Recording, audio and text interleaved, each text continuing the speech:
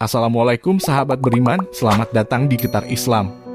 Sebelum lanjut mendengarkan syiar Islam, alangkah baiknya kita dukung channel ini dengan klik tombol subscribe dan aktifkan notifikasinya agar tidak ketinggalan video menarik seputar syiar Islam.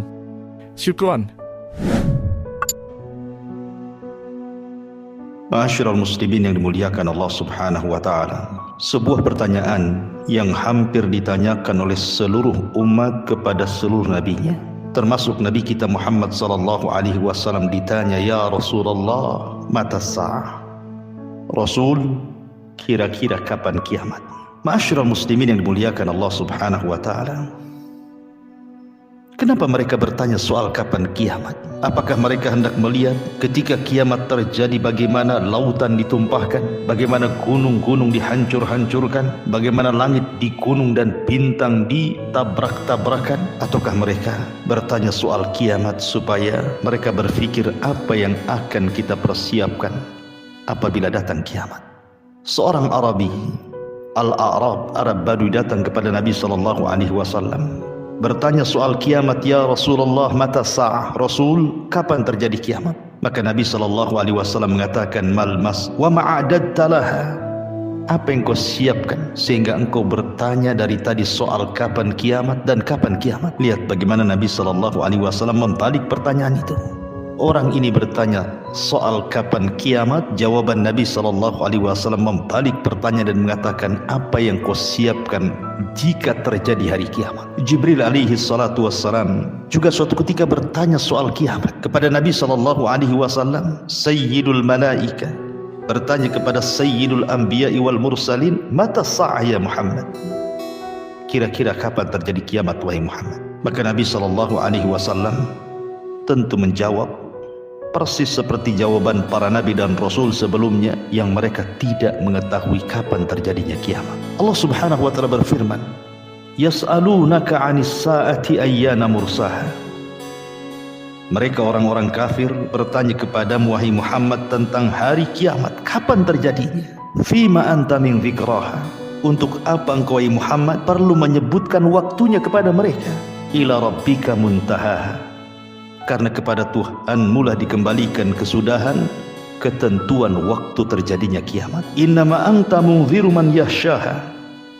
Wahai Muhammad, engkau hanyalah pemberi peringatan bagi siapa yang takut akan datangnya hari kiamat. Ka'annahum yawma yarawnaha lam yalbathu illa asyiyatan aw duhaha.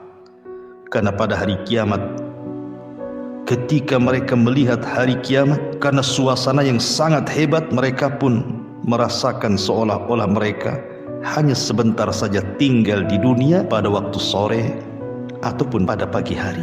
Kalau Anda bertanya kepada para dokter, para profesor, para peneliti, kapan kiamat? Saya yakin mereka tidak akan sanggup menjawabnya. Sekalipun seluruh manusia dikumpulkan, bahkan jinnya sekalipun dikumpulkan, Anda tanya kepada mereka kapan kiamat, mereka tidak akan sanggup menjawabnya. Tapi kalau seandainya kiamat itu datang kepada kita atau kepada mereka, kepada bangsa manusia atau kepada bangsa jin, maka mereka mengatakan seolah-olah kita tinggal di dunia ini hanya sesaat, seolah-olah hanya sesore atau sepagi hari saja. Karena dahsyatnya kiamat seolah-olah melupakan lamanya kita tinggal di dunia. Makanya ketika Nabi SAW ditanya oleh Jibril kapan kiamat, Nabi SAW hanya mengatakan, "Mal mas'ulu anha bi'a'lama minas sa'il." Tidaklah orang yang ditanya lebih paham dibandingkan orang yang bertanya. Maknanya saya dan engkau wahai Jibril tidak tahu kapan kiamat. Engkau bertanya kepadaku soal Islam, aku jawab. Engkau bertanya kepadaku soal iman, aku pun jawab. Dan engkau bertanya kepadaku soal ihsan, aku pun jawab. Tetapi ketika engkau bertanya soal kiamat, maka hanya Allah lah yang tahu. Dari sini kita mengetahui bahwa kiamat itu rahasia Allah. Tidak ada makhluk Allah yang tahu kapan kiamat. Kenapa Allah Subhanahu wa taala rahasiakan? Padahal peristiwa itu peristiwa yang sangat dahsyat sekali, yang manusia perlu mempersiapkan segala sesuatu untuk menghadapi kiamat. Hikmah dibalik dirahasiakannya kiamat tidak lain dan bukan wa tazawwadu fa inna khaira zadi taqwa. Berbekalah kalian sebelum terjadi kiamat, dan sebaik-baik bekal adalah taqwallahi azza wa jalla. bertakwa kepada Allah, melaksanakan perintah, menjauhi larangan, menikmati yang dihalalkan, menjauhi yang diharamkan. Kemudian Jibril bertanya kepada Nabi SAW, apa tanda-tanda bahwa kiamat itu telah dekat kepada kita? Maka Nabi SAW mengatakan, antalidal amatu rabbataha wa antaral khufatal uratal alata ri'a asyati yatatawaluna fil bunyan. Engkau melihat apabila seorang budak melahirkan tuannya, munculnya anak-anak durhaka kepada orang tua, anak-anak yang tidak punya adab dan akhlak kepada orang tua, munculnya anak-anak yang selalu menyakiti orang tuanya, menyakiti dengan tangannya, bahkan sampai merenggut nyawanya, na'udzubillah. Maka saat itulah dekatnya kiamat dengan kita. Nabi SAW, wa ma yantiqu anil hawa in huwa illa wahyun yuha. Tidak mungkin dia berucap dengan hawa nafsunya. Yang diucapkan Nabi SAW adalah wahyu yang diwahyukan kepadanya. Termasuk ketika Nabi SAW menceritakan tentang tanda-tanda kiamat, baik yang telah berlalu ataupun yang akan datang, semua sudah disabdakan Nabi SAW.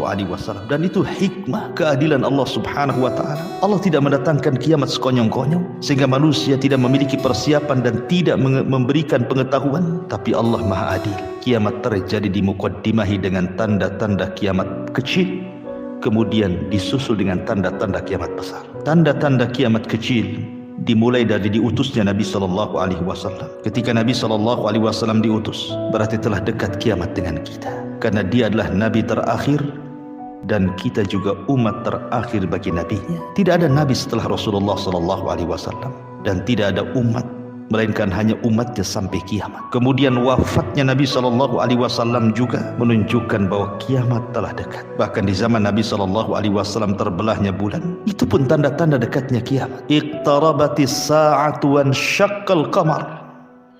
Telah dekat hari kiamat ketika bulan terbelah, dan itu terjadi di zaman Nabi SAW.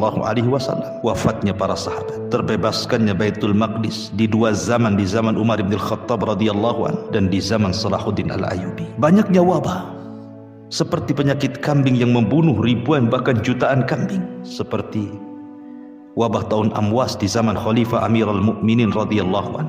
Terjadinya fitnah pembunuhan kepada Amirul Mukminin Utsman ibn Affan yang membuka pintu fitnah kaum muslimin berperang sesama mereka, berakhir dengan terbunuhnya Ali bin Abi Thalib radhiyallahu anhu dan menyebarnya fitnah di mana-mana. Perang sivil, perang Jamal, munculnya Khawarij, munculnya nabi-nabi palsu, rasul-rasul palsu, termasuk juga memerangi Turk. Kemudian banyaknya pembunuhan sehingga seseorang tidak tahu kenapa dia dibunuh, dan orang yang membunuh pun bingung kenapa dia bisa membunuh. Kaum muslimin sudah mengikuti tata cara umat terdahulu dari kalangan Yahudi dan Nasrani, mulai dari ucapan, dandanan, muamalahnya, akhlaknya, bahkan kepada agama dan juga akidahnya. Tersebarnya riba, tersebarnya perjudian dalam perdagangan, penipuan, zalim, termasuk juga bersyirikatnya wanita dan laki-laki dalam perniagaan. Banyaknya orang bakhil, memutus silaturahim, buruk hubungan dengan tetangga. Ucapan manusia semakin hari semakin kotor, sehingga kemudian banyak orang-orang pengkhianat dianggap jujur dan orang jujur dianggap khianat. Mempelajari ilmu bukan karena Allah. Seorang suami lebih taat kepada istrinya dalam rangka durhaka kepada orang tuanya. Mengangkat suara di masjid-masjid bukan dalam rangka faidah. Menara ditinggikan, masjid dimegah-megahkan, termasuk juga menghalalkan sutra, menghalalkan zina, menghalalkan musik. Manusia bercita-cita ingin mati karena faktor ekonomi, termasuk juga Al-Quran mulai ditinggalkan. Asyrul muslimin yang dimuliakan Allah Subhanahu wa ta'ala. Diangkatnya pemimpin-pemimpin jahil menjadi para pemimpin. Dekatnya waktu, seolah-olah hari semakin dekat. Tidak sadar berlalu 1 minggu, berlalu 1 bulan, berlalu 1 tahun, dan dia katakan alangkah cepatnya waktu ini. Termasuk munculnya orang-orang ruwaibidhah, tidak paham sesuatu tapi bicara tentang kepentingan manusia. Masjid dijadikan jalan, banyaknya dusta. Para penguasa meninggalkan hukum-hukum Allah sedikit demi sedikit. Gerhana, di zaman Nabi SAW gerhana itu boleh jadi 10 tahun sekali, tapi di zaman kita hampir setiap setahun sekali terjadi gerhana. Ini tanda-tanda kiamat.